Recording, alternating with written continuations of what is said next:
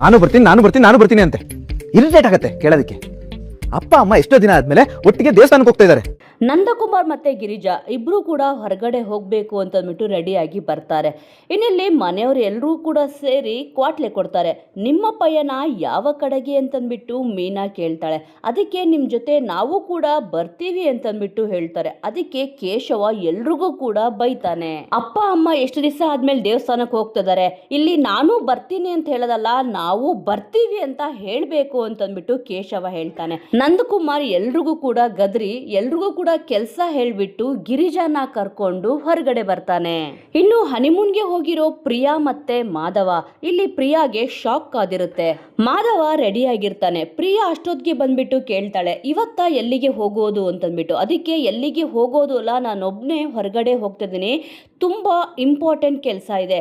ನಮ್ಮ ಬಾಸು ಬಳ್ಳಾರಿಗೆ ಹೋಗಿದ್ದಾರೆ, ಅದಕ್ಕೋಸ್ಕರ ನಾನಿಲ್ಲಿ ಬೆಂಗಳೂರಲ್ಲೇ ಇರೋ ಕಾರಣ ನನಗೆ ಹೋಗಿ ಅಟೆಂಡ್ ಮಾಡು ಅಂತ ಹೇಳಿದ್ದಾರೆ. ನಾನು ಹೋಗಲೇಬೇಕು, ನೀನು ಇಲ್ಲೇ ಇರು, ಒಂದೆರಡು ಸೀರಿಯಲ್ಲು ಮುಗಿಸೋಷ್ಟಿಗೆ ನಾನು ವಾಪಸ್ ಬರ್ತೀನಿ ಅಂತಂದ್ಬಿಟ್ಟು ಮಾಧವ ಪ್ರಿಯಾನ ರೂಮ್ನಲ್ಲೇ ಬಿಟ್ಟು ಕೆಲ್ಸಕ್ಕೆ ಹೊರಡ್ತಾನೆ.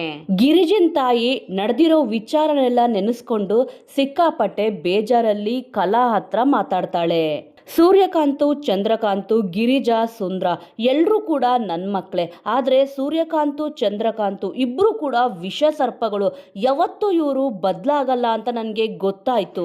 ನನಗೆ ಈ ಥರ ಯಾಕೆ ಅಂತ ಕೆಟ್ಟ ಮಕ್ಕಳನ್ನ ಕೊಟ್ಟ ಭಗವಂತ ಅಂತಂದ್ಬಿಟ್ಟು ಗಿರಿಜಾ ತಾಯಿ ಸಿಕ್ಕಾಪಟ್ಟೆ ಬೇಜಾರು ಮಾಡ್ಕೊತಾಳೆ.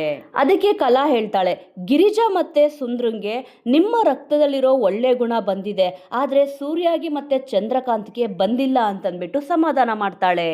ಮನೆಯಲ್ಲೇ ಇರುವಂತ ವಲ್ಲಭ, ಕೇಶವ, ಮೀನಾ, ಅಮೂಲ್ಯ ನಿಜವಾಗ್ಲೂ ಇವರು ದೇವಸ್ಥಾನಕ್ಕೆ ಹೋಗಿದಾರಾ ಅಥವಾ ಪಾರ್ಕ್ಗೆ ಹೋಗಿದಾರಾ ಅಂತಂದ್ಬಿಟ್ಟು ಇಲ್ಲಿ ಡಿಸ್ಕಷನ್ ಮಾಡ್ಕೊಂಡು ಕೂತಿರ್ತಾರೆ. ಒಬ್ಬೊಬ್ರು ಒಂದೊಂದು ಹೇಳ್ತಾರೆ. ಪಾರ್ಕಿಗೆ ಹೋಗಿರ್ಬೋದು, ಇಲ್ಲ ದೇವಸ್ಥಾನಕ್ಕೆ ಹೋಗಿರ್ಬೋದು ಅಂತಂದ್ಬಿಟ್ಟು ಡಿಸ್ಕಷನ್ ಮಾಡ್ತಾರೆ.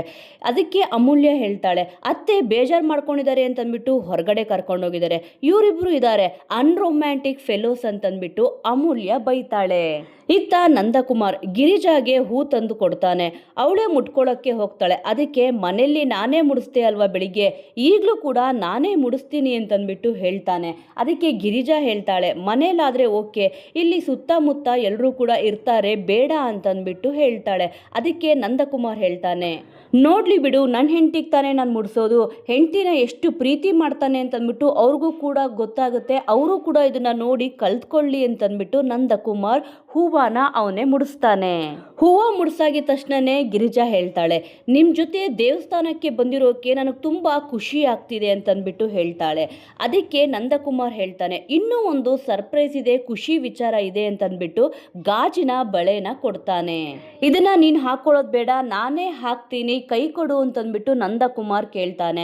ಗಿರಿಜಾ ಕೈ ಕೊಡದೆ ಕೈನ ಹಾಗೆ ಹಿಂದಕ್ಕೆ ತಗೊಂತಾಳೆ. ನಂದಕುಮಾರ್ ಏನಾಯ್ತು ಅಂತಂದ್ಬಿಟ್ಟು ಕೇಳ್ತಾನೆ. ಅದಕ್ಕೆ ಗಿರಿಜಾ ಹೇಳ್ತಾಳೆ, ನಂದ ಗೋಕುಲದಲ್ಲಿ ಒಂದು ಸಣ್ಣ ಕೊರತೆ ಇದೆ, ಅದೇನಪ್ಪಾ ಅಂತಂದ್ರೆ ಅಮೂಲ್ಯನ ನೀವು ಸೊಸೆ ಅಂತ ಒಪ್ಕೋಬೇಕು. ಅಮೂಲ್ಯ ಕೂಡ ತುಂಬಾ ಕಾಯ್ತಾ ಇದ್ದಾಳೆ, ಮಾವ ಯಾವಾಗ ನನ್ನನ್ನ ಸೊಸೆ ಅಂತ ಒಪ್ಕೊಂತಾರೆ ಅಂತ.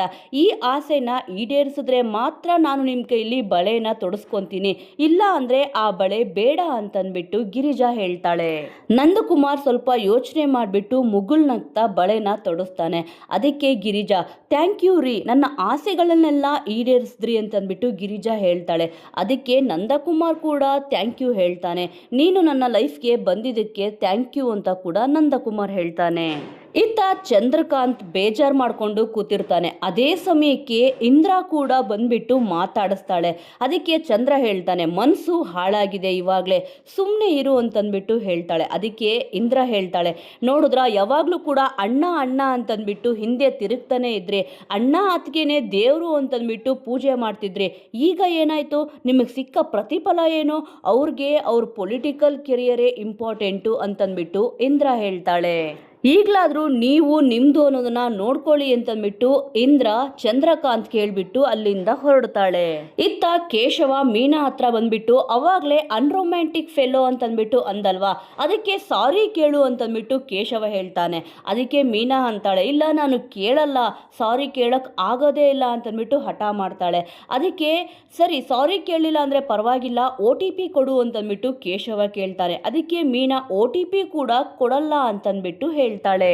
ಇನ್ನು ಕೇಶವ ಸುಮ್ಮನೆ ಇರದೆ ಈಗೇನಾದ್ರೂ OTP ಕೊಡ್ಲಿಲ್ಲ ಅಂತಂದ್ರೆ OTPನ ಹುಟ್ಟಾಕಿದ್ದೆ ನೀನು ಅಂತಂದ್ಬಿಟ್ಟು ಎಲ್ರಿಗೂ ಹೋಗಿ ಹೇಳ್ತೀನಿ ಅಂತಂದ್ಬಿಟ್ಟು ಕೇಶವ ಹೇಳ್ತಾರೆ.